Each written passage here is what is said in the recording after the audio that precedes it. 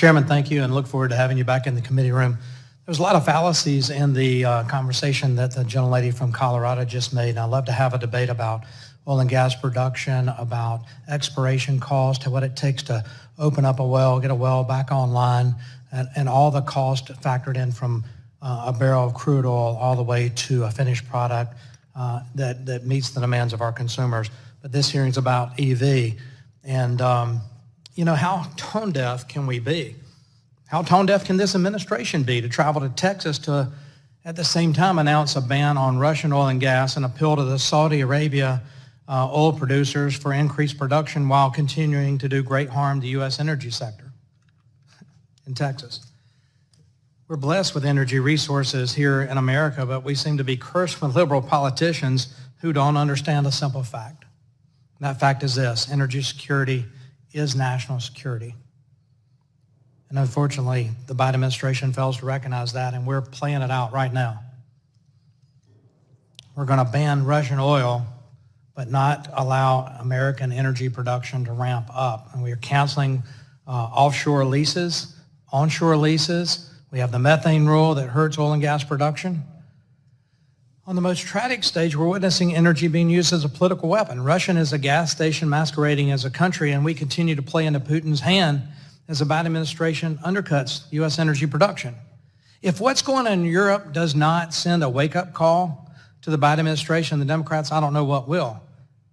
President Biden finally announced a ban on U.S. import of Russian oil, and I have to ask, how's New England going to meet their energy needs? Because they don't want a pipeline from the Marcellus Shale up there to bring natural gas that we produce here up to New England, so they'll import natural gas to New England. Russian LNG ships. Russian LNG burns a lot dirtier as far as air quality than U.S. natural gas. We've seen Russian LNG ships in the Boston Harbor. We're not going to see that anymore. We don't have a pipeline coming from Marcellus to bring natural gas to New England. How are they going to heat their homes? Question for the EV panelist, rhetorically, is how are they going to provide the electricity needed for your electric vehicles in New England if you don't have natural gas to go in the natural gas-powered power plants? Because you're not going to bring it from Russia now. And you're definitely not going to bring it from Marcellus because they don't want frack gas. They're in a pickle. New England's going to have a rude wake-up call. Every day, Russian energy sales generate hundreds of millions of dollars for Vladimir Putin for his war effort, but he's one of the wealthiest, if not the wealthiest man on the planet. A lot of that comes from oil and gas generated in Russia. We buy it from him, so we're lining his pockets and paying for his imperialistic move in Ukraine.